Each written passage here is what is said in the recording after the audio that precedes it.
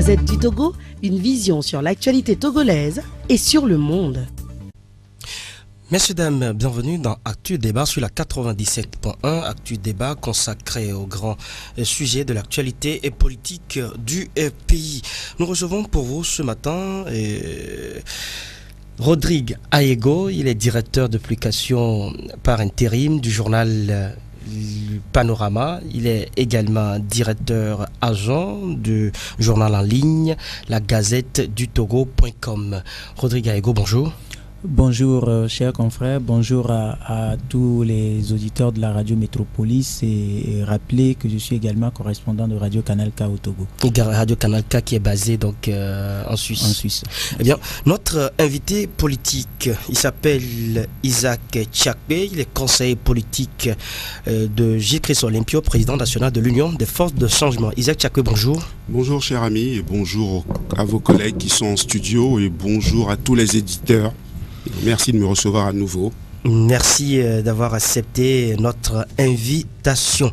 Isaac Tchakbe, hier est sorti donc un communiqué signé depuis le 29 août qui décide d'une sanction disciplinaire. Le communiqué dit ceci: suite à la publication d'un communiqué datant du 20 août 2017 signé par le sieur Lawson Tevi, Simplice se présentant comme le secrétaire national à la jeunesse de l'UFC, le bureau directeur réuni ce jour 29 août 2017 et conformément à l'article 26 de son règlement intérieur a prononcé l'exclusion définitive de l'intéressé de l'UFC pour faute grave de nature à mettre en péril la discipline et l'unité du parti. Communiqué signé par Dr Pierre Sambiani Djimongou. Pourquoi vous êtes allé à cette décision extrême? Écoutez, il est normal que dans tout regroupement humain, dans toute association parti politique, il y ait une discipline, des règles auxquelles se conforment ceux qui en sont membres. Et si une personne s'arroge le droit de pouvoir émettre une opinion au nom d'un parti alors que ce parti a une ligne politique claire, cela met en péril à la fois la cohérence, l'unité et la discipline du parti. Donc comme cette personne ne se retrouvait pas dans notre cheminement, et je dois rappeler que cette personne ne fait pas partie des instances qui conçoivent la politique du parti, donc cette personne a agi de son propre chef, il était normal, c'est ce qui se passe dans toute association. Mais ce que je voudrais pour finir dire, je ne voudrais pas qu'on s'éternise sur le sujet, parce qu'il y a des sujets d'intérêt national en ce moment et qui dépassent cela. Si l'expression de cette personne, elle est naturelle, il peut aller l'exprimer ailleurs, mais nous sommes des hommes de bonne volonté. C'est ainsi que nous nous positionnons sur l'échiquier politique togolais. Nous ambitionnons de faire œuvre de pédagogie, de faire en sorte qu'une nouvelle vision de la société togolaise, ainsi que c'est recommandé par la CVJR, soit mise en œuvre et trouve forme dans ce Togo. C'est une œuvre difficile, patiente. Nous avons du bruit, de la fureur, du tumulte. Nous avons des ressentiments, des frustrations qui sont naturelles, je le répète. L'alternance, elle est naturelle. Ce serait de mauvaise foi, voire criminel, de dire que tout va bien dans ce pays. Le diagnostic a été éloquemment et abondamment fait. Ce qu'il importe aujourd'hui, c'est que nous soyons en capacité de proposer une vision, une capacité de faire qu'en sorte qu'au-delà de nos divergences, qu'au-delà de ce qui nous sépare, nous nous retrouvions dans ce Togo, de faire en sorte que même ceux qui sont en responsabilité aujourd'hui, même s'ils sont nos adversaires politiques, que nous ayons cette force intérieure de les affronter et de les convaincre. Donc c'est cette capacité de persuasion que nous devons avoir pour les convaincre, pour que les choses changent dans ce pays. Toutes les expressions sont légitimes. Celles de la rue, elles sont légitimes. Mais nous nous positionnons d'avance en tant que politiques dans le Togo de demain pour que ce Togo soit un Togo apaisé et réconcilié et que les gens apprennent à se parler même dans leurs divergences. Eh bien, Isaac Tchakpe, vous l'avez décrit là, le pays subit depuis quelques semaines des tumultes politiques bien sûr, et dans un communiqué que vous avez rendu public, l'UFC appelle à une certaine retenue. Est-ce que c'est une solidarité à ce qui est fait aujourd'hui par les forces démocratiques? Je veux nommer c'est pour ça que PNP et puis le CAP 2015. Dans le propos de départ qui a semblé long, c'est de dire que toutes les expressions au Togo sont légitimes. Et que si le ressentiment est profond dans le pays, les aspirations est à son comble. Et je pense que le chef de l'État l'a entendu, il s'exprimera très très vite et très bientôt. Et c'est en cela, le chef de l'État s'exprimera. Le chef de l'État s'exprimera très très vite et très bientôt, et c'est en cela que nous, en tant qu'hommes de bonne volonté, nous agissons pour que le pays ne s'enflamme pas et que les divergences, que les expressions trouvent leur place dans ce pays. Que des gens se manifestent dans la rue, c'est normal. Enfin, je dis normal, c'est naturel, parce que ce sont des expressions. Ce qui est normal aussi, c'est que cela respecte plutôt des règles. Dès que vous parlez de normal, vous parlez de normes, vous parlez de règlement. Ce qu'il faudrait, c'est qu'on arrive à régler des contradictions. Allons-nous respecter les règles de cet État ou considérons-nous que ces règles de cet État ou contestons-nous à la fois la légalité et la légitimité de cet État dans lequel nous sommes? Ce sont des débats que les politiques, ceux qui prétendent entrer en carrière, doivent résoudre. Parce qu'au-delà de la contestation, je suis aussi historien pour le savoir, qu'au-delà de la contestation, au-delà de l'expression populaire qui, elle est débordante et parfois passionnelle. Et qui dit passionnelle, elle est absence de discernement.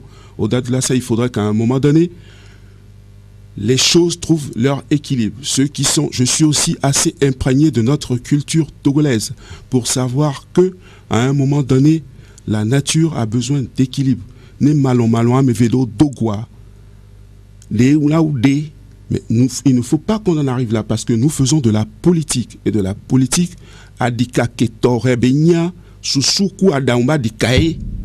Quand on fait de la politique, c'est de l'intelligence, de la créativité. C'est comme ça. Donc, que la rue s'exprime bien, mais que les politiques transforment les indignations, les ressentiments en dynamique politique féconde. Et j'insiste dessus, parce que nous sommes des politiques. Nous écoutons, nous exprimons les aspirations populaires, mais nous les transformons en dynamique féconde politique, c'est-à-dire de faire en sorte que tout le monde dans le pays puisse trouver son expression. Des gens ont commis des crimes politiques, économiques, mais il faudra aussi, avec discernement, intelligence, faire qu'ils soient jugés. L'accord politique global signé le 20 août 2006 insiste notamment sur les réformes politiques. Vous êtes depuis 2010 dans une collaboration politique avec le gouvernement de Faure Gnassingbé ou le régime UNIR et qui depuis 11 ans n'arrive pas à faire les réformes malgré l'accord signé avec l'UFC. Dans cet accord, on note également la question des réformes constitutionnelles et institutionnelles. Aujourd'hui, cette collaboration existe toujours entre vous et le parti au pouvoir. Que promet Faure Gnassingbé pour faire les réformes? Qu'est-ce qu'il attend? Puisque vous êtes dans une collaboration politique. Pour moi, il y a 3 repères. Dans cette affaire des réformes institutionnelles, je reviendrai à l'accord politique Boga que vous évoquez. 3 repères. Il y a d'abord les recommandations de la CVJR. Et ces recommandations formulent, et la CVJR recommande un retour à la formule originelle de l'article 59 de la Constitution de 92 et dit cela, le président de la République est élu au suffrage universel pour un mandat de 5 ans renouvelable une fois. Ça, c'est un premier repère si on veut évoquer la question des réformes. Je vous rappelle que ce qui est prévu dans l'accord politique global ne dit pas expressément comment faire, mais avec la CVJ, les recommandations de la CVJ, les choses sont précises. Commence par les préciser des dispositions. Et je rappelle que le président de la République a assumé ce rapport. Il y a un deuxième repère. Ok, allez-y.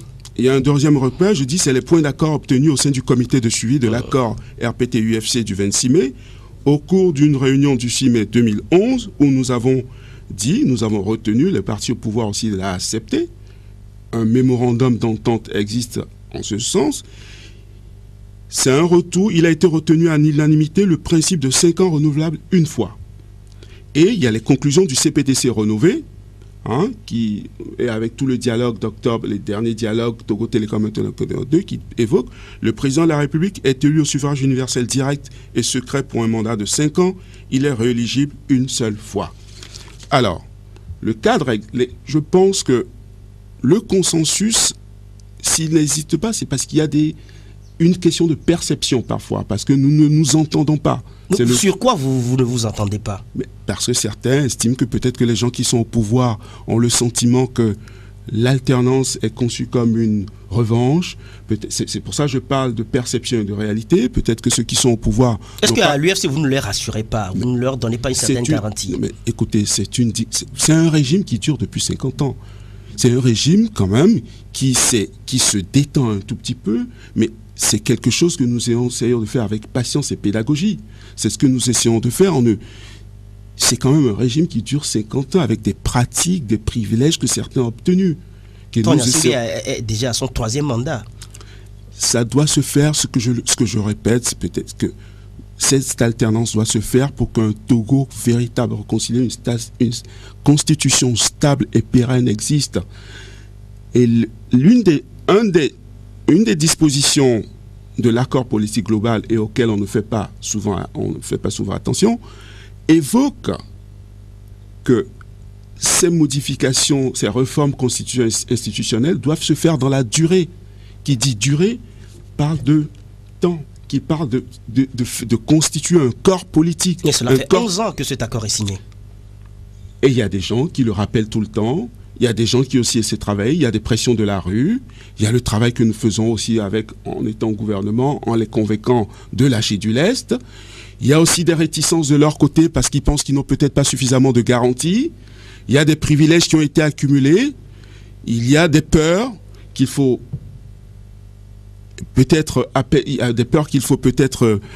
apaiser, des gens qu'il faut peut-être tranquilliser, des garanties qu'il faut peut-être donner. Il faut qu'on soit en capacité d'inventivité, il faut qu'on innove et que c'est l'affaire de la politique et que ce qui est humain, ce qui est beau et ce qui est rare est parfois difficile et demande du temps, de la patience. Mais, je répète encore, les impatiences populaires sont légitimes et naturelles. Rodrigue Gallego, journaliste correspondant de Canal K, ici au plateau, ici au studio Jean-Hélène avec nous. Rodrigue, vous avez suivi le conseil politique de Chikris Olympio, Isaac Tchakwe, qui a estimé que les revendications qui sont portées, qui sont traduites dans les rues aujourd'hui, notamment avec les forces démocratiques, le PNP, le groupe des 6 et le CAP 2015, sont légitimes. Mais la question que je lui ai posée, vous l'avez entendu, c'est que Fornia Singbe a toujours à faire ces réformes qui sont contenues même dans un accord signé avec l'UFC le 26 mai 2010. Il dit par rapport aux recommandations de la CVJR que Fornia Singbe a assumé ce rapport. Vous pensez que Fornia Singbe a assumé ce rapport? Avant de répondre à votre question, j'aimerais un peu manifester des lignes de désapprobation par rapport à tout ce que le conseiller politique de l'Union des forces de changement vient d'étaler. Parce que dire que le chef de l'État a assumé les recommandations de la CVJR, je ne sais pas si c'est à travers la publication problématique du livre blanc qu'il l'a assumé, parce que quand on est homme politique, on respecte sa parole, le respect de la parole, le respect de son engagement. Et si vous vous souvenez, dans les recommandations de la CVJR, figurent les mêmes recommandations qui, hier, avaient conduit les acteurs à la signature de l'accord politique global, où on avait décidé d'aller à un gouvernement d'union nationale. Et à l'époque... boycotté par l'UFC à l'époque. À l'époque, sur les égaux, le boycott a eu lieu, ce qui permet aujourd'hui aux formations politiques comme le CAR de pointer le doigt accusateur vers l'Union des forces de changement. Alors, chemin faisant, on a vu patati patatra, et comme un bruit de couloir, rumeur devenue clameur, l'UFC signe un contrat avec, moi je l'appelle contrat, avec le RPT. Alors, dans ce contrat, si j'ai encore bonne mémoire, il y a des lignes autres que la nomination de ministres au sein du gouvernement. Des lignes importantes parce que la lutte sous-tendue faite au nom d'un peuple, les aspirations profondes du peuple étaient contenues en partie dans cet accord RPT-UFC.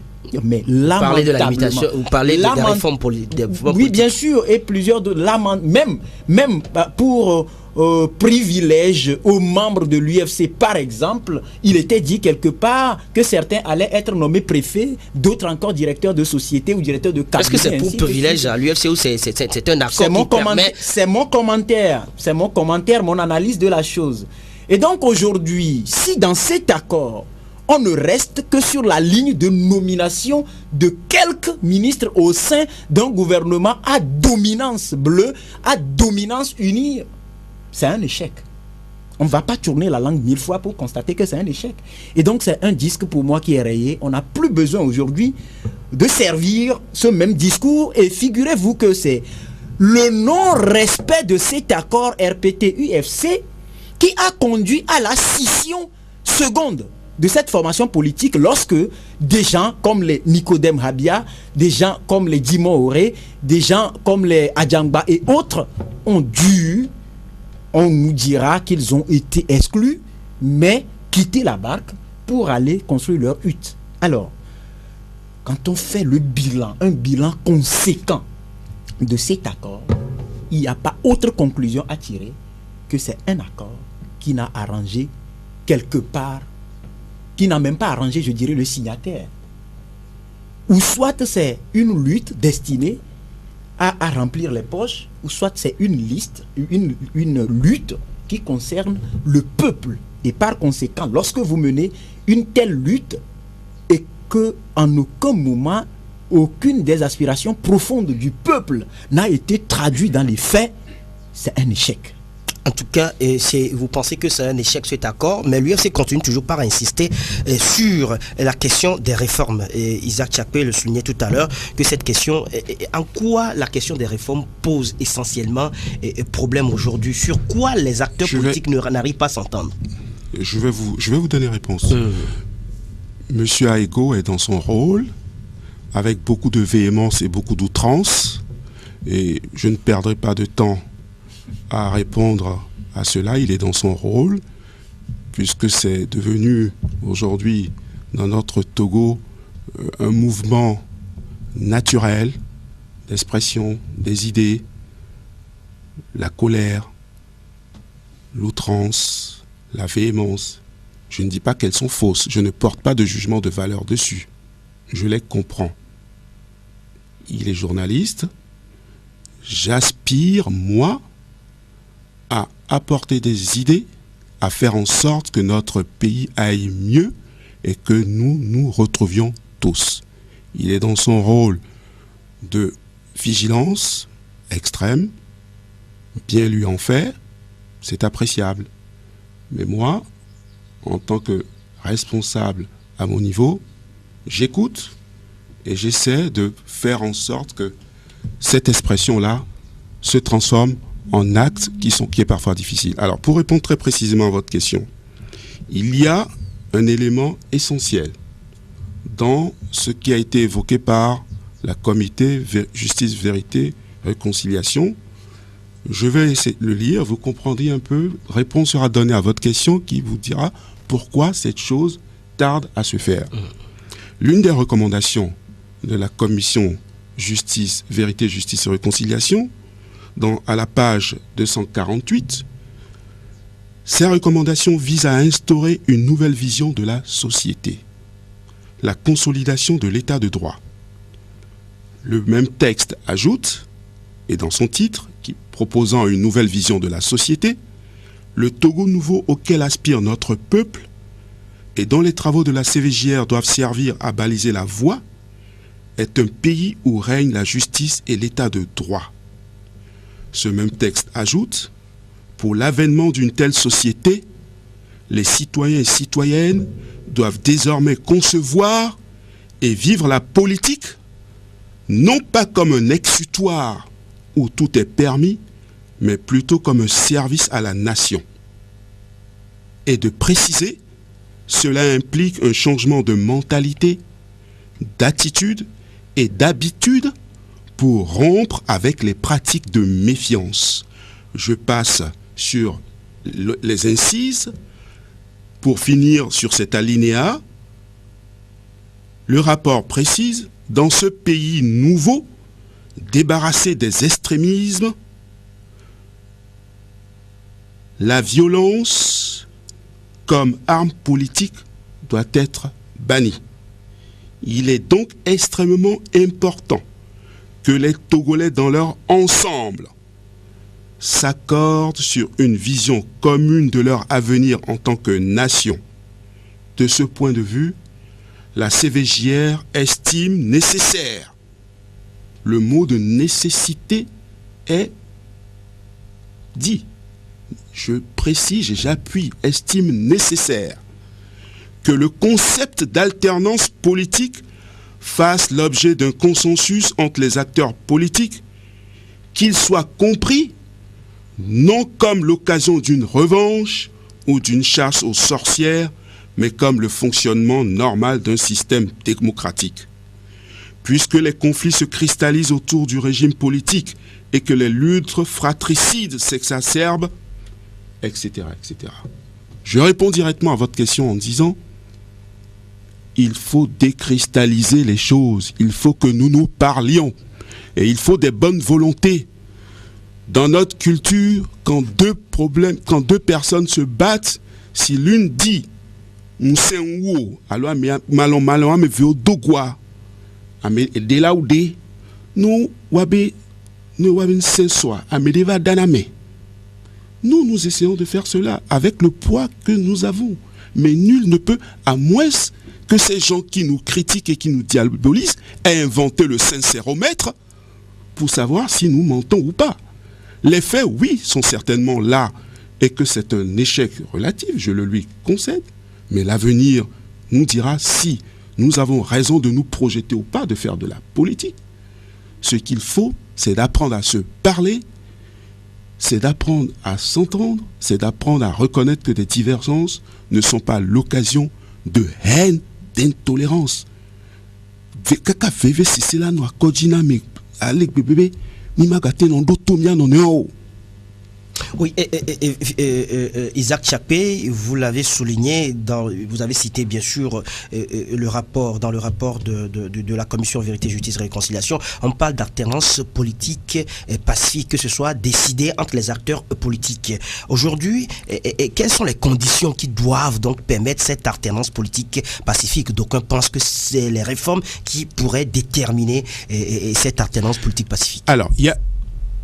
Mais c'est toujours elle qui... Je vais vous expliquer je vais essayer de donner mon point de vue. En politique, c'est-à-dire qu'en politique, il y a un moment où on fait de la négociation, on fait des compromis.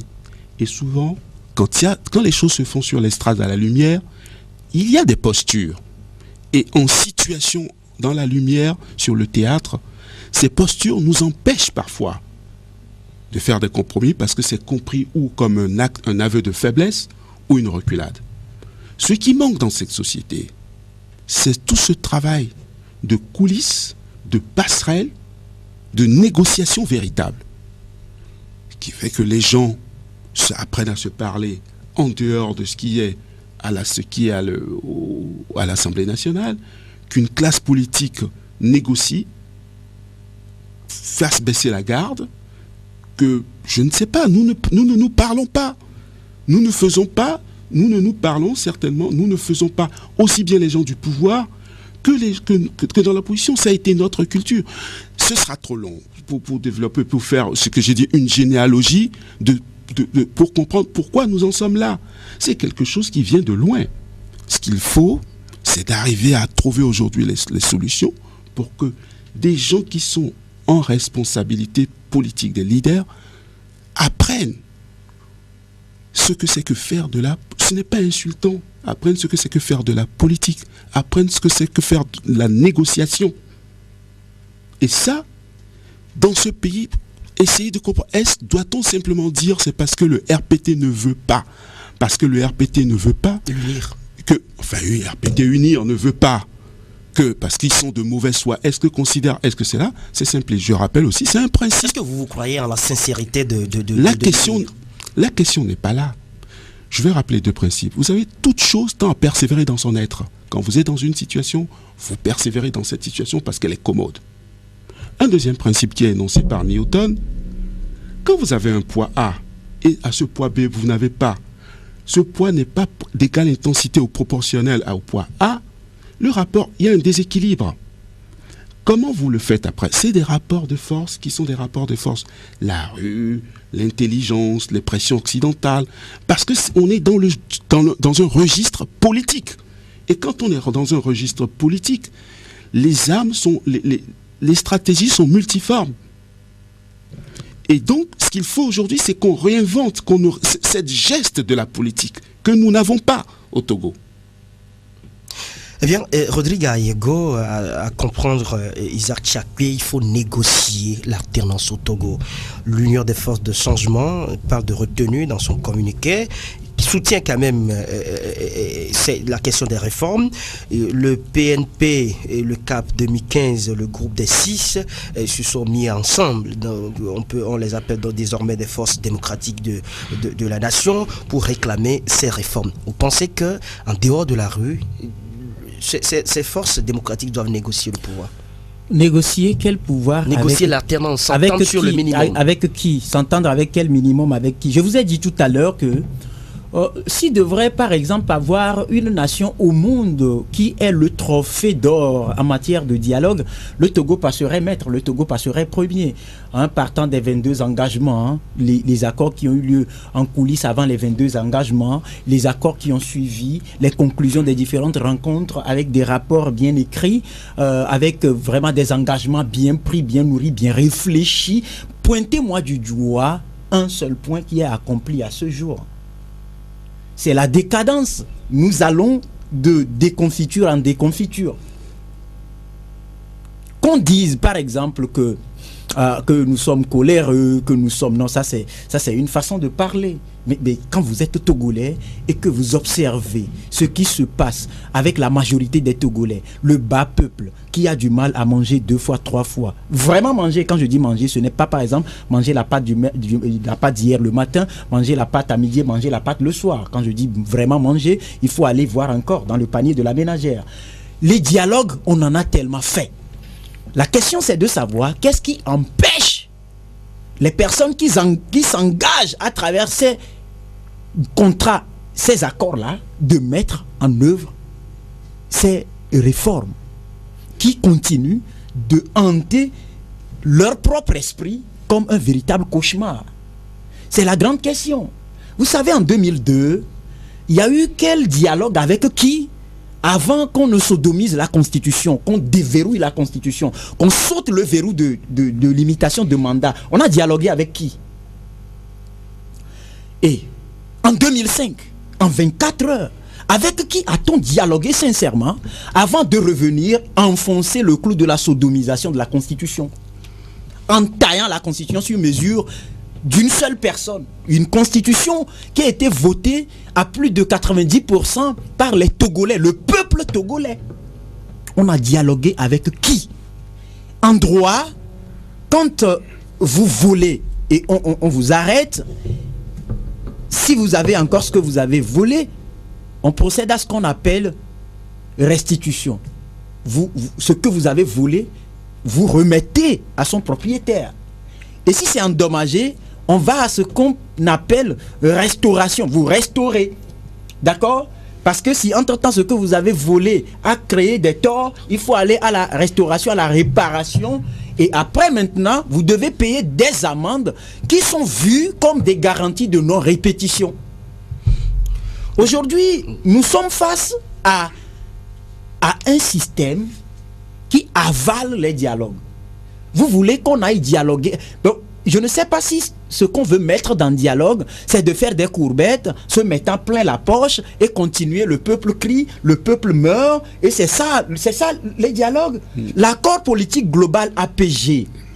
Est-ce qu'aujourd'hui, en toute sincérité, j'ai écouté un ancien premier ministre qui aujourd'hui, par alchimie togolaise, se retrouve dans le lot des supra-intellectuels engagés pour réécrire ou proposer au peuple togolais des textes. Il a dit au sortir, ou dans la foulée même, le jour même où il faisait passation de service avec son successeur, il a dit: je suis allé au-delà du cahier de charge à moi soumis. Et ce cahier de charge, si j'ai encore bonne mémoire, lorsqu'il était devant l'Assemblée nationale, juste après sa nomination pour présenter son programme,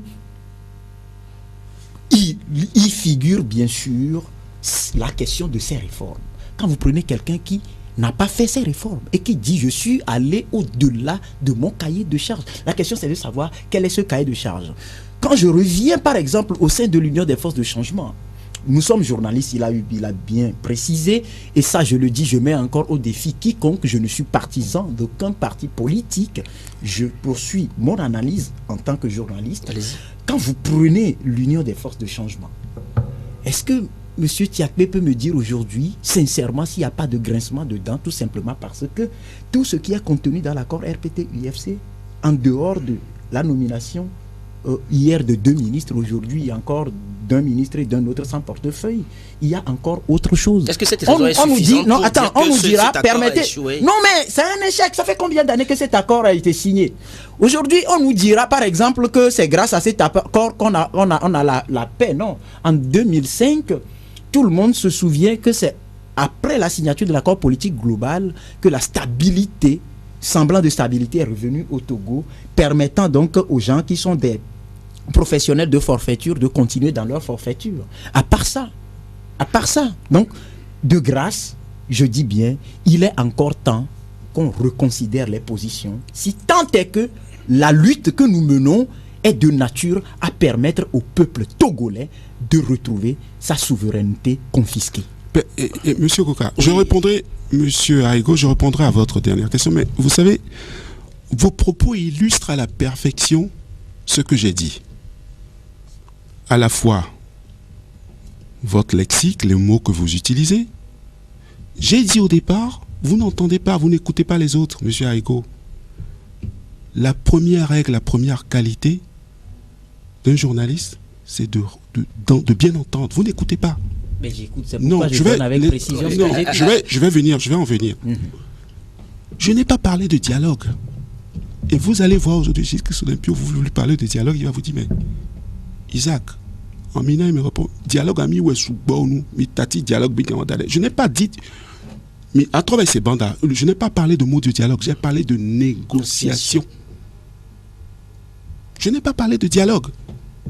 Oui, négociation, c'est non, un dialogue. Non, mon ami. Dans un français courant, c'est non. Isaac Tiakpe, quand vous parlez de négociations, non, pas du tout. Isaac Tiakpe, quand vous parlez de négociations, pas du tout, mon ami. Comment concevez-vous cette négociation? Il y a, vous savez, il y a des gens qui vont discuter, des partis politiques, le chef de file, celui qui a été désigné chef de position, ou ses représentants, qui rencontrent d'autres gens du parti, qui s'entendent. Ça permet déjà, on se parle, on se regarde, on se jauge. C'est un travail de... Je parle de négociation. On se jauge, on apprend à discuter, on évoque des points de vue. Ce n'est pas quelque chose qui se fait autour. Pour vous, c'est pour éviter que les frustrations prennent le dessus sur la subtilité politique. Parce qu'on est dans le registre politique. On est dans le registre politique. Il a évoqué quelqu'un qui a volé. Là, c'est un registre juridique. La politique, c'est autre chose. Eh bien, je vais finir pour ce qu'il dit de la lutte populaire et de... J'aime bien ces vocables de lutte populaire invincible. C'est vrai, le peuple l'emporte toujours. Ce sont des mots qui sont doux et agréables à mon oreille quand j'entends de lutte populaire invincible, du peuple qui va gagner. Oui, c'est vrai. De toute façon, le peuple a toujours raison dans une démocratie. N'importe qui le sait. Mais c'est vrai si vous dites que je serais de mauvaise foi à globé accord que UFC QRPT signé, que c'est beau, tout est parfait. Non, je n'ai jamais dit ça. Je reconnais qu'il y a des choses qui ne sont pas bien. Je reconnais que nous n'avons pas su suffisamment persuader et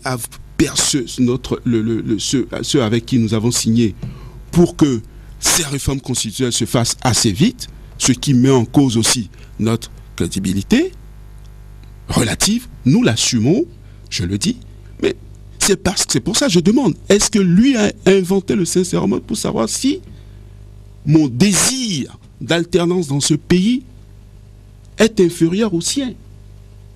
Mais la misère ambiante, oui, il n'a qu'à mais je vois ce qu'il y a. Et c'est ça qui m'oblige, c'est ça qui nous oblige encore à être en politique.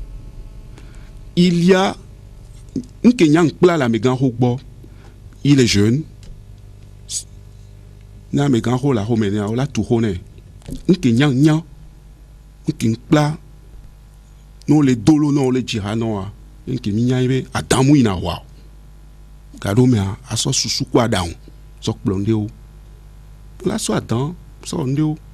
En disant cela, Isaac Tchapé, voudriez-vous dire donc à vos camarades de l'opposition, puisque vous réclamez toujours de l'opposition, à vos camarades de l'opposition qui sont un peu irréalistes de la situation? Je ne le dis pas. J'ai pas parlé d'irréalisme. Il faut donner du contenu. Je dis nous n'avons pas suffisamment. Est-ce que nous pensons?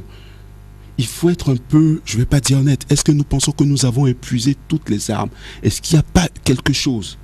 Ou alors je suis un optimiste impénitent, mais comme ce n'est pas le lieu pour faire des généalogies, j'ai l'avantage d'être aussi quelqu'un qui analyse des causalités. J'ai l'avantage aussi à la fois d'être dans l'action et d'avoir aussi un regard, de mettre en distance la situation politique de comprendre. J'observe à la perfection le parcours qui a été celui de Yervi Agboibo. Toutes les péripéties, toutes les étapes de son cheminement politique. Je lis, je suis un observateur sans prétention, extrêmement attentif. Et je pèse bien mes mots. J'archive, je lis, je comprends, j'essaie de comprendre les mécanismes. J'observe à la perfection ce que fait Brice Adjamago sur l'échiquier politique. J'ai le privilège d'être aux côtés de J.K. Sopir. Je sais quelles sont ses insuffisances dans sa lutte. Quelles sont les insuffisances, les erreurs d'appréciation, les erreurs tactiques qui ont pu être faites. J'ai ce privilège-là de le voir, d'observer. J'ai le privilège aussi de voir, d'observer ce que sont les gens qui sont au pouvoir, qu'est-ce qu'ils font comme faute et ce qu'ils font comme erreur de positionnement. Mais la vie est ainsi faite que nous ne savons pas tout. Mais apprenons à regarder, apprenons à nous écouter. C'est ce que je suis en train de dire. Est-ce que... Il faut, à Megaro, bref, il y a des choses pour dire, pour finir, c'est que il faut continuer par mettre l'ouvrage sur le métier. Ne me le reprochez pas. Eh bien, ne me reprochez pas si je continue par croire que nous pouvons faire mieux en continuant. Vous êtes dans votre rôle. Je ne vous reproche pas, M. Aïgo. C'est normal que vous le dites, M. Aïgo. C'est normal que les gens disent, et nous moulignon. Voilà, les dogo, ameko, les un jour, je vous ferai. Il y a des gens qui le disent, nos partenaires. M. Berlinga, pas, il va le leur dire. Je vais avoir une position de vérité ici aujourd'hui. On le dit, ils le savent. Et Fornia Singbe sait que le peuple profond est fatigué. Aspire à une alternance pacifique. Il le sait en son fort intérieur. Les gens en situation le savent. Ils l'ont exprimé à la commission des réformes d'ailleurs. Écoutez, ils le voient. La commission est arrêtée. Ce qu'il faut aujourd'hui, c'est qu'on soit en capacité de faire. Ou que les uns les autres, des apparences, je ne sais pas, là c'est pas l'homme politique qui parle, mais c'est celui qui a aussi pour métier de réfléchir sur les choses. Il y a peut-être des apparences. C'est pour ça que je parlais de négociation. Parfois en lumière, il y a des rodomontades, on ne s'aide pas comme ça. C'est pour ça que je parlais de négociation, de travail, de passerelle, de coulisses. Allez, aujourd'hui, quand j'entends par exemple, tout ça c'est des postures. Quand j'entends, ce n'est pas faire insulte à M. Aoumé Zounou, quand parfois je l'entends parler devant la comité justice et réconciliation, il a des postures. Quand j'entends M. Barara, ce n'est pas de lui faire des insultes, mais ce sont des postures. M. Aïgo, quand je vous entends, vous avez des postures. Quand je vois Tikbi Adjadam parler, quand je fais un réseau, le verbe haut, le front haut, le rictus sur la bouche, il a des postures. Nous avons des postures. Mais après tout, à un moment donné, il faut bléou ni Canada, bléou. Eh bien, Rodi Raego, tout à l'heure, vous demandez donc à la classe politique togolaise, surtout à la classe politique togolaise dans son ensemble, de reconsidérer leur position. Et le groupe des 6, le PNP, le CAP 2015, annonce bien sûr que leur marche a été avortée, mais ils annoncent quand même d'autres marches pour le 6 et le 7 septembre. L'objectif de cette marche, c'est de demander donc le retour à la constitution de 1992 ou le départ de Faure Gnassingbé. Vous trouvez ça réaliste? Comment vous l'appréciez? Avant de répondre à votre question, j'aimerais faire une précision. Je n'ai pas demandé à toute la classe politique, n'est-ce pas, des forces vives, de reconsidérer leur position. Non, je parlais de l'Union des forces de changement, puisque jusque-là, on a parlé de l'Union des forces de changement.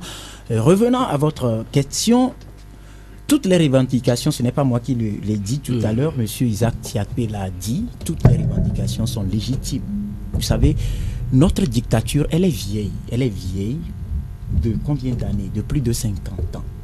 Alors, vous savez, la liberté ne se décrète pas. C'est de bonne guerre.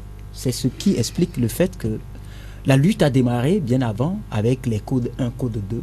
Après, il y a eu l'Union des forces de changement, le CAR avec Maître Abouibo à l'époque. Moi j'étais encore là quand je l'appréciais, quand il faisait sa tournée, bien avant le vote donc par référendum de la Constitution de 92. Et après, vous avez vu tout ce qui a suivi. Il y a eu des noms. Mais aujourd'hui, tous ces noms, ce ne sont pas des échecs. Ce n'est pas leur faute à eux. Ils ont fait de leur mieux. Mais comme je l'ai toujours dit, à force de trop ou de trop durer sur la scène, on finit par agacer le public. Et vous serez huillés. Nous en sommes là aujourd'hui. Là, c'est de bonne guerre qu'on voit donc que des formations politiques nouvelles décident d'imprimer de nouvelles dynamiques à cette lutte qui dure, qui compte dans les placards des leaders partis politiques qui constituent en quelque sorte pour nous une sorte de perte. Vous avez dit tout à l'heure qu'ils ont donné leur contribution. Oui, c'est ça, je dis, c'est une sorte de perte. Donc, ce n'est pas une perte. Oui, une sorte de perte parce qu'il faut voir comment la plupart de ces personnalités qui hier incarnaient l'opposition togolaise ont réussi à se placarder. C'est pour ça quand vous vous approchez par exemple du peuple, vous entendrez parler de trahison quelque part. Parce que, au nom de cette lutte, on compte aujourd'hui des veufs, des orphelins, des exilés, des disparus, des gens qui ont disparu, dont on n'a plus de nouvelles depuis plus de 20, 25, 30 ans. Et ça, permettez, oui, j'en viens. Et donc aujourd'hui, c'est un peu comme ce que Isaac Tiakpe dit, et quand tu fais avec les vieux, je me réjouis que mon feu père, il a rendu l'âme à 107 ans. Il en a beaucoup fait, et c'est lui qui m'a dit, et quand tu ne veux pas que quand tu sens ça masser un tout petit peu, il faut apprendre aussi à cracher. C'est tout ce que ces forces-là demandent aujourd'hui. Quel est ce pouvoir-là qui va de père en fils et qui amène la majorité du peuple à enterrer ses parents? J'ai grandi, j'ai connu qui? Mes enfants connaissent qui? Et les enfants, mes petits-fils vont connaître qui si cette lutte n'aboutit pas? Donc, c'est légitime qu'aujourd'hui, cette nouvelle dynamique, parlant du PNP de Tipi à Tchadam, de CAP 2015 avec les Brigitte Kafi, Adjamabo Johnson, Jean-Pierre Fabre et autres, parlant également du groupe des 6 avec Maître Apévon, les gens comme les Nathaniel Olympio et autres, les Nicodème Rabia et autres.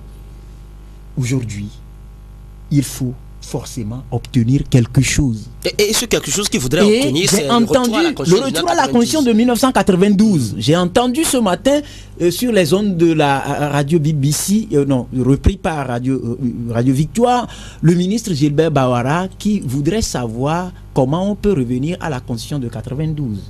Vous savez,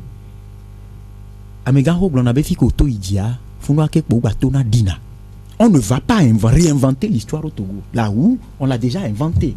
On peut modeler cette roue. Mais hier, c'est pour ça que j'ai posé 2 questions fondamentales.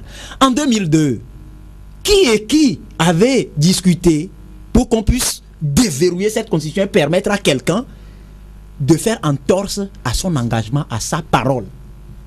Ça, c'est un. De 2, en 2005, qui a-t-on concerté avant de blesser davantage cette constitution-là, blesser davantage la volonté du peuple? Et comme il n'y avait personne, qu'il fasse la même chose pour redonner au peuple. C'est pour ça que M. Isaac Tiakpe, je donnais l'exemple de droit par rapport aux voleurs. Oui, non, parce que si vous entrez par la fenêtre, par infraction, donc vous êtes voleur. Non. Et quiconque touche à la constitution d'un peuple de façon solitaire, enfermé dans une pièce quelque part... Est-ce qu'ils en avaient le droit? Non. C'est pour ça que juridiquement, ils en avaient le droit. Oh, ne rentrons permettez, pas dans ce débat. Quand vous parlez de juridiquement, ne rentrons pas dans ce dans débat. le droit, il y a ce qu'on appelle la légalité et la légitimité. C'est pour ça qu'on vous dira que après l'élection dans les conditions que nous connaissons de Faure Gnassingbé en 2005, il a couru derrière la légitimité pour avoir l'accord politique global pour lequel il s'est engagé, mais malheureusement il n'a jamais... Non, il parle de 2002. Non, j'en viens, je lui explique. Donc aujourd'hui, ce qu'il faille faire, monsieur le ministre, c'est de tout faire. Pas forcément les gens qui l'avaient fait, mais étant donné que c'est la même mouvance qui est encore au pouvoir et qui bénéficie des avantages de cette sodomisation, qu'on puisse remettre au peuple togolais la constitution qu'il a votée le 24 octobre 1992. C'est aussi simple que ça. Donc vous intimez l'ordre. Non, je n'intime pas. Non, alors permettez, ne travestissez pas mes propos. Donc, non, je badine, monsieur. Voilà, je demande. Un peu. Humblement. S'il y a de la tension, faisons-la baisser. Je demande humblement. Parce que j'ai dit, je l'ai écouté, il a posé la question. Et nous sommes des acteurs, des leaders d'opinion et nous ne faisons que critiquer. Nous ne faisons pas que critiquer comme les gens le disent, oui, mais nous proposons aussi. Et comme j'y ai réfléchi, j'ai trouvé le moyen le plus simple de ramener la constitution de 92. C'est pourquoi je le dis ici. Donc vous inscrivez dans la logique de ces forces démocratiques dont on parle aujourd'hui, qui demandent donc le retour à la constitution de 1992. Quel Togolais ne peut pas aujourd'hui être d'accord qu'on revienne à cette constitution? Vous avez vu vous savez pourquoi on a arrêté la tournée? Ils en ont tellement écouté. Ils en ont tellement écouté. Maintenant j'en viens au vote de la diaspora. Le gouvernement depuis quelque temps prend des initiatives, même si c'est une diaspora fabriquée, préfabriquée. Je suis d'accord, c'est de bonne guerre, c'est la politique comme M. Isaac Tiakpe l'a dit. Ils organisent des initiatives parce qu'ils reconnaissent que la diaspora engage financièrement beaucoup d'énergie, impulse l'économie togolaise. Alors, si la dernière fois, les autres pays qui votent, le Sénégal a voté, le Gabon a voté, nos soldats encadrent ces votes-là dans les différentes ambassades. Alors, pourquoi empêcher le compatriote qui envoie sa sueur, 5 millions au Togo, de voter? C'est aussi simple que ça. Le Togo appartient à tout le monde. Ce n'est pas quand vous vous retrouvez par exemple au Ghana, ça ne veut pas dire que vous n'êtes plus togolais. C'est très simple, aussi simple que ça. Je voudrais dire quelque chose. Oui, avant. C'est intéressant d'être dans le studio. Bon, tout à l'heure, je patinais pour faire un peu baisser la tension. Il y a qu'on nous vidé. Bon, c'est vrai qu'il y a beaucoup de trucs. Mais, du coup, je perds. Bon, comme on est en direct, c'est tant mieux. Bon. Et mon cher ami Eli, oui, ce que je voulais demander dire que le problème de Rodrigue, c'est que nous avons des confusions de genre. Mais bon, là, on va poser bas. On parle vraiment amicalement, pas amicalement, cordialement, on échange. Et c'est ce qu'on fait depuis. Okay, on échange. Il y a une confusion des genres. C'est-à-dire que la société civile va souvent jouer sur le terrain de la politique. Les partis politiques ont vocation à animer la vie politique. Les journalistes deviennent des acteurs politiques. C'est-à-dire que, donc, parce que nous ne sommes pas en situation normale. J'ai bien compris pourquoi. Mais ce dont on manque, c'est parfois la distance nécessaire des acteurs, des uns des autres. Pour apprécier les choses. Pour apprécier, de dire quand on est près en situation, comment le faire. Je voudrais juste poser une question à mon ami Rodrigue, pour savoir, mais est-ce qu'il sait que les révolutions populaires finissent toujours par des réactions? Première question. Je l'ai entendu avec précision. Et ce qui est intéressant, c'est que il ne voit qu'une partie de la problématique. Et cette partie de la problématique l'amène à ne voir qu'une partie de la causalité. C'est de dire que le RPT uni est le seul responsable. Donc, voilà, ils n'ont qu'à ramener. Les choses ne sont parfois aussi simples. C'est pour ça que j'ai parlé de toute chose tend à persévérer dans son être. C'est pour ça que j'ai utilisé la métaphore, l'exemple de Newton, qui est de dire comment faire pour équilibrer. Il y a deux manières de faire pour équilibrer. C'est de faire de la politique, il y a la pression ou la révolution populaire. Donc la responsabilité première, c'est vrai, est du côté du parti au pouvoir parce que c'est eux qui sont en responsabilité. Mais est-ce que nous ne devons pas prendre le temps de réfléchir, nous aussi, qui avons commencé depuis 50 ans à lutter, de dire mais pourquoi les choses ne changent pas que tant? Est-ce simplement parce que ces gens-là sont si mauvais que ça qu'on ne peut même plus discuter avec eux? C'est une question essentielle. Est-ce que nous pensons que nous avons tout épuisé? Est-ce qu'ils sont les seuls responsables de tout? Isaac Tchakwe, vous ne croyez pas en cette mobilisation populaire qui s'annonce? Je n'ai pas dit ça. Non, vous pensez qu'en dehors de cette mobilisation, il faut continuer des jeux de coulisses? Mais sinon, c'est pas fécond, parce que ces gens... Oh, Élie, je suppose que Brigitte comme j'aime à l'appeler, elle est assez intelligente pour savoir que la politique, c'est aussi, à un moment, il faut revenir à un point d'équilibre. Mais elle demande... Et ce point d'équilibre-là... Quand vous la suivez, elle demande le point d'équilibre, c'est le retour à la Constitution de 92. Ça se négocie. Vous savez, soit la rue fait de la pression. C'est vrai que si la rue a fait de la pression, il y a des choses sur lesquelles je ne vais pas avancer. La rue va faire la pression. Mais vous pensez que c'est la rue qui va gouverner? Est-ce que vous pensez sincèrement que la rue pourra prendre le pouvoir? Mais on a l'exemple des pays comme le Burkina, la rue a fait la révolution, mais ce n'est pas la rue qui gouverne. Voilà. On a vu des pays comme la Gambie, la rue a fait la révolution, mais ce n'est pas la rue qui gouverne. Oui, non, ce que je veux dire, c'est que il faut la valeur ajoutée au mouvement populaire. Et ça, c'est la politique. Il faut de la valeur ajoutée. Et cette valeur ajoutée demande de la négociation. Mais il faut créer. Moi, je parle de négociation, oui, mais il faut établir des passerelles. Fadao les fous. Est-ce que Amega Hongba les Douyamea, est-ce que ça dit que Bariga et Monsieur Diakba? Moi, je suis allé voir Diakba en 2011. Je suis allé voir Monsieur Diakba en 2011. Et je lui ai dit, mais écoutez, comment on fait pour que commencez pas à établir ce travail de passerelle. Et je lui ai dit, il m'a répondu, Amina, mais Mounyama, on me sonne à buisson tonnerre. C'est ce qu'il m'a répondu comme métaphore. D'un homme de Dieu. Oui, c'est ce qu'il m'a dit. C'est lamentable. Non, mais non, vous voyez, c'est ça dans ce que le problème. Non, parce que j'en viens tout à l'heure. Non, j'en viens tout à l'heure. Ce n'est pas, par exemple, porter jugement. Je suis, et je vais faire encore, normalement, je suis tenu à une certaine heureuse, mais je veux un devoir de transparence. Quand j'ai entendu la dernière homélie, déclaration de l'Église catholique d'avril 2017, j'ai tout de suite pressenti l'importance et la gravité de ce message. J'ai tout de suite demandé rendez-vous avec Monseigneur Bariga que je suis rencontré. Je l'ai rencontré en avril 2017 pendant au moins 1h30 de temps. Je lui ai expliqué les préoccupations, comment faire. C'est ça qu'on veut parler de la politique, rencontrer les gens en coulisses. Maintenant, je brûle mes quotas, puisque si je le révèle ici, les gens auront peut-être peur demain de me rencontrer. Mais il faut inventer. Il faut inventer que des hommes de bonne volonté aillent discuter, aillent faire baisser les gardes, aillent parler. Il faut que nous parlions. Il faut, je vous en prie. La colère est normale, naturelle. Je suis indigné comme vous quand je vois les rues de Lomé dans cet état.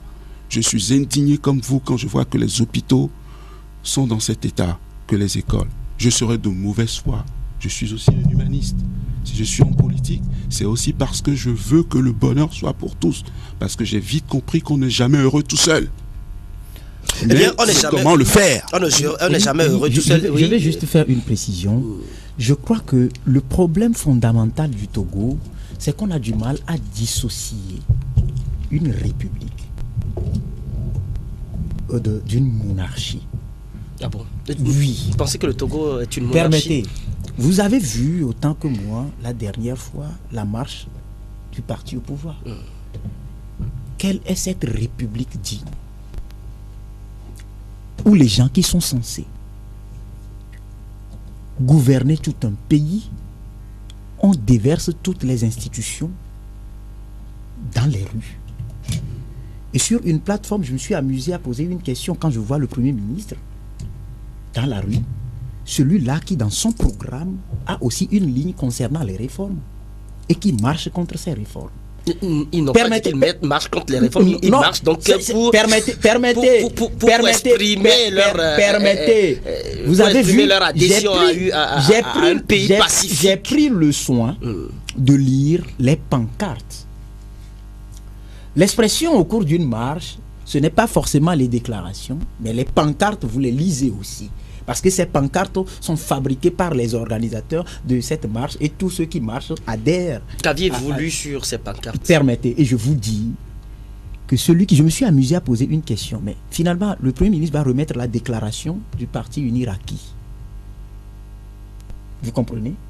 Pas plus tard qu'hier, j'ai obtenu la réponse, parce qu'on nous a dit que quand on a fini le statut particulier des enseignants, on est allé le remettre au chef du gouvernement qui était dans la rue. C'est des incongruités, comme en excuse. Il n'y a qu'au Togo qu'on puisse voir ces genres de trucs. Prenez le Parlement. Monsieur Isaac Tiakwe n'a pas cessé de parler de négociation. Alors, vous savez que on a introduit au moins 2 fois des projets de réforme, des propositions de loi portant réforme des articles de la Constitution. Et le dernier acte, c'est le président de l'Assemblée qui s'est arrogé le droit de mettre fin aux discussions relatives à cette proposition de loi-là. Et il se transporte dans les rues pour marcher. Et nous sommes encore dans ce pays où le président de la Cour constitutionnelle avait dit que les réformes doivent se faire quand les députés ont saisi, premièrement quand ils ont sur soi il a intimé l'ordre à l'Assemblée. Rodrigue, par rapport au temps, vu tout ce que vous avez déballé, toutes ces incongruités, vu tout ce que vous appelez, vous permettez, tout ce que vous appelez comme dysfonctionnement, moi je ne voudrais pas l'appeler incongruité, je voudrais l'appeler dysfonctionnement, vu tous ces dysfonctionnements, vu tous ces blocages, malgré le fait que des réformes, des propositions de réforme ont été introduites au niveau de l'Assemblée nationale, vous ne trouvez pas juste qu'aujourd'hui, en dehors de tous ces mécanismes, il faut avoir un autre mécanisme dont parle monsieur Tiakwe en parlant de négociation de couloir. Une négociation, je vous donne. Prenez la loi sur les communes. On a mis en place un comité de suivi. Ça, c'est au vu au-dessus de tout le monde. Permettez. Et au sein de ce comité de suivi, l'opposition, je crois, a 8 ou 9 postes sur la 80aine. Vous savez quand est-ce qu'ils ont découvert la loi portant création des communes? C'est en plénière, à l'Assemblée nationale. Donc, je ne sais pas au juste qu'on met dans discussion. Je l'avais dit une fois dans votre studio ici, si la discussion, ce qu'on met dans discussion, c'est d'aller, que toute l'opposition aille dire, monsieur le président, nous sommes très contents, continuez comme ça, et puis donnez-nous les miettes, on va gérer. Si c'est ça on met dans discussion, eh bien, je ne pense pas que ça ait lieu. Là, nous ne sommes plus dans une république. Parce que, vous vous souvenez du dialogue des sourds à Togo Télécom? Parce que ce sont des postures. Il faut les casser. Voilà. Maintenant, les casser. J'ai toujours admiré les propos de Nicolas Lawson, président du PRR, qui donne toujours l'exemple de Singapour. Les trous à rats peuvent devenir de véritables édifices. Il faut apprendre, comme il a dit, casser et construire. Quand on veut remodeler sa chambre ou sa maison, par exemple, on porte des coups de marteau quelque part pour les réadapter. C'est votre point de vue, vous avez peut-être raison. Pour les réadapter. Et ce coup de marteau dont je parle aujourd'hui, il revient juste au chef de l'État. Parce que c'est à lui. Il a réussi, je l'appelle le plus difficile, en dissolvant le RPT, même si c'est devenu fusion-création, comme l'a clamé dans les premières heures de cette action l'ancien ministre Essosoli Toki.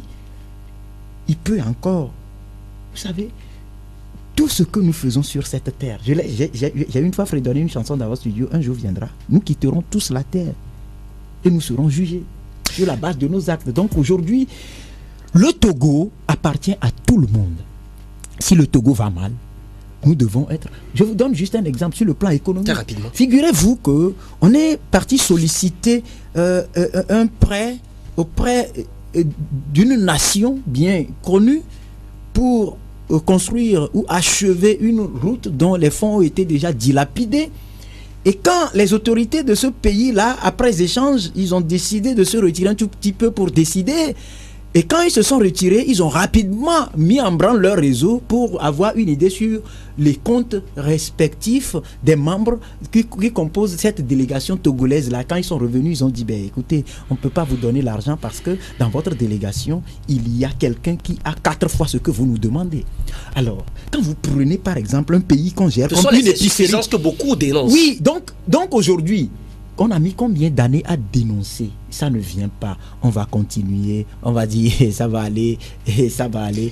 Vous savez, quand vous prenez la Bible, il y a une dame qui a été courageuse. Parce qu'elle a longtemps prié. Elle s'agenouille. Elle a des blessures partout. Le jour là, quand elle a attrapé la Bible de Jésus, elle dit aujourd'hui que j'étais attrapé là. Si tu ne me bénis pas, je ne te relâche pas. Je termine là. On attrapera Fonya Simbe donc. Non, c'est pas ce que j'ai dit. Le peuple veut prendre sa souveraineté. Parce que quand le peuple est... C'est pour ça que je dis, l'autre anomalie au Togo, c'est que on ne se sent pas redevable au peuple parce qu'on sait que son pouvoir... Mais qu'est-ce que vous appelez le peuple? On ne l'a pas reçu du peuple. Qu'est-ce que vous appelez le peuple? Sinon, permettez, si on respectait un peuple, il suffisait de faire... On voit ce qui se passe dans d'autres pays. Faire proposition de sodomisation de la Constitution, proposer un référendum au peuple pour que le peuple dise oui, j'accepte que vous retouchiez à cette disposition à laquelle j'avais donné mon adhésion à plus de 90%. Ça n'a pas été fait. Donc, souffrez que je parle du peuple. Voilà. Merci, Rodrigue Aego. Très rapidement, Isaac Kacha. Oui, mais 2 points. Vous savez, bon, il y a un côté un peu caricatural et puis raccourci de M. Aego dans ça. Je dis bien, c'est naturel. Bon, quand il dit que tout a été essayé, qu'il y a eu des propositions qui sont venues à l'Assemblée, mais il n'analyse pas bien les causalités. Et pour trouver une solution à un problème, il faut bien comprendre. Si pour lui, je dois lui rappeler, il va peut-être encore penser que c'est de l'intellectualisme et tout ça. Non. Je veux dire, un événement, c'est la rencontre des causes. La joie, il faut que les causes se joignent. Et il dit oui qu'il y a eu des propositions, mais est-ce qu'il sait toutes les conditions, les circonstances qui l'ont précédé?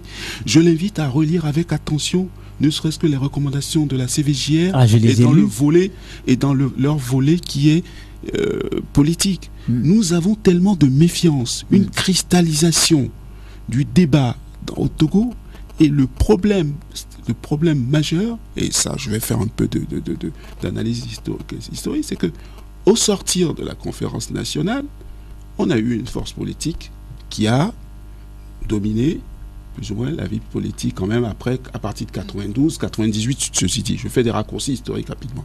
C'était une force de changement et son leader politique. Mais ce parti en situation un peu, je dirais, de résistance, n'a pas pris le temps de former ses cadres, n'a pas pris le temps que, à la fois, son personnel soit une véritable machine de conquête du pouvoir et de passer de la situation de résistance à une vraie force politique qui veut gouverner et qui est en capacité d'élaborer et de propositions. Ildefonse Akpaki qui est en face de nous, on sait quelque chose. Parfois, les échanges de correspondance que nous avons eus quand il était encore un très très jeune témoignaient parfois de son incompréhension par rapport à la gouvernance qui était celle, non pas de Gilles Christian-Lepio, mais comme il y a un principe de responsabilité premier, celui de Gilles Christian-Lepio, qui était celle des gens qui géraient le parti à Lomé à l'époque. Ildefonse se plaignait, même les jeunes se plaignaient d'un peu de ce que ces gens ne coopéraient pas, n'écoutaient pas. Ce que je veux dire par là, c'est que cette force politique n'a pas pris le temps, nous n'avons pas pris le temps en situation de former nos cadres comme une machine de conquête politique, d'éduquer nos citoyens parce que nous n'avions pas les moyens, le financement du parti n'existait pas. C'est tout cet art qui aujourd'hui nous retombe à la figure.